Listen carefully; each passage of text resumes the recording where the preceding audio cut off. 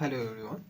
आज हम लोग डिस्कस करने वाले हैं आगे के प्रैक्टिकल प्रॉब्लम अकाउंटिंग इक्वेशंस का। That is practical problem number 6। Prepare an accounting equations on the following equations on the basis of following transactions. हम लोग को अकाउंटिंग इक्वेशंस प्रिपेयर करना है फॉलोइंग ट्रांजैक्शंस के बेसिस पे।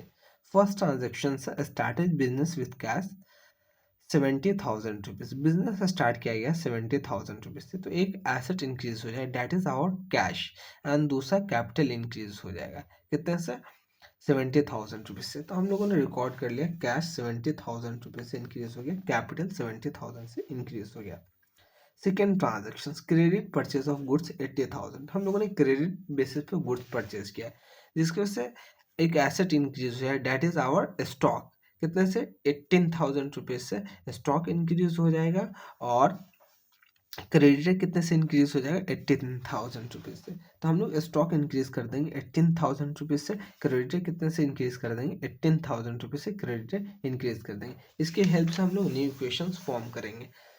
70,000 रुपीज कैश का balance है, 18,000 रुपीज स्टॉक का बैलेंस है, क्रेडिट का बैलेंस 18,000 रुपीज है, कैपिटल का बैलेंस 70,000 रुपीज है। और थर्ड ट्रांजेक्शन देखते हैं। Payment made to creditor in full settlement 17,500 rupees.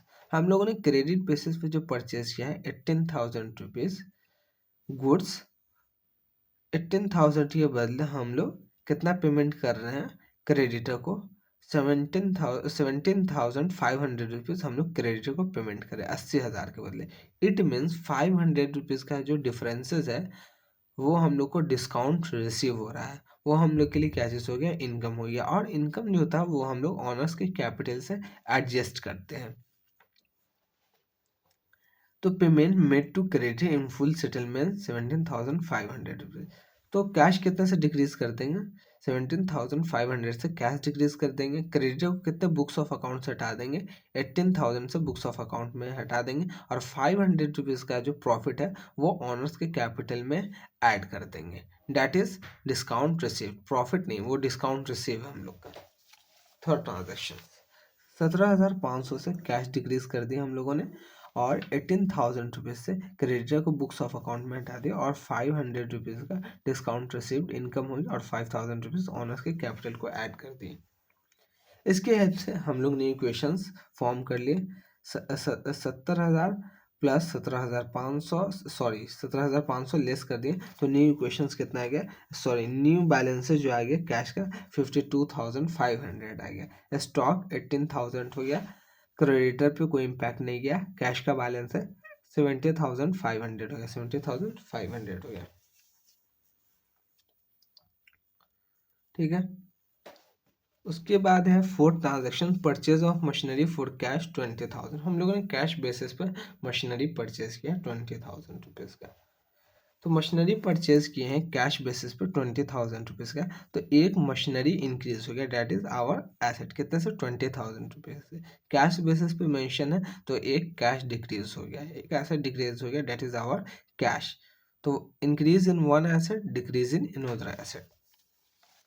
तो एसेट साइड हम लोगों ने एक और इनर कॉलम ड्रॉ किया किस चीज़ का, मशीनरी का। ठीक है। मशीनरी कितने से इंक्रीज हो गया, मशीनरी कितने से इंक्रीज हो गया, मशीनरी इंक्रीज हो गया 20,000 से, और कैश कितने से डिक्रीज हो गया 20,000 रुपीज से कैश डिक्रीज हो गया। लायबिलिटी और कैपिटल पे कोई इम्पैक्ट नहीं पड़ा। तो इस ट्रांजेक्शन के बाद न्यू इक्वेशंस फॉर्म करेंगे। 52,500 का कैश था, कैश अवेलेबल था, जिसमें से हम लोगों ने 20,000 रुपीज़ का हम लोगों ने मशीनरी परचेज किया है।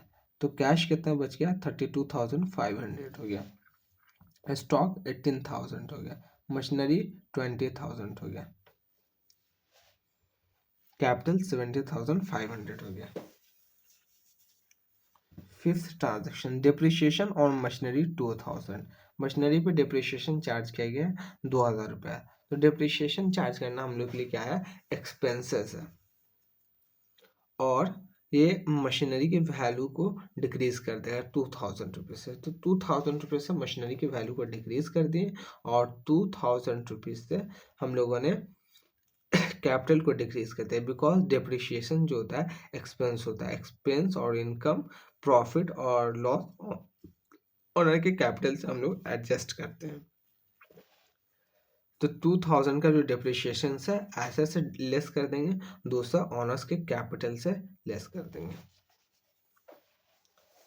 2000 रुपीज़ का मशीनरी से लेस कर दिए डिप्रिशिएशन एंड 2000 रुपीज़ ऑनर्स के कैपिटल से लेस कर दिए।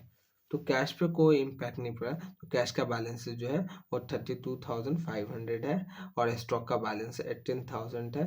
20,000 रुपीज़ से 2,000 का मशीनरी का हम लोगों ने बेनिफिट ले लिया, दैट्स वाई 2,000 रुपीज़ हम लोगों ने डिप्रिशिएशन चार्ज कर लिया। तो मशीनरी का भी बुक वैल्यू कितना है बिजनेस के अंदर, वो है 18,000 रुपीज़। क्रेडिटर पर कोई इम्पैक्ट नहीं गया क्योंकि क्रेडिटर को ऑलरेडी हम लोगों ने पेमेंट कर रखा है।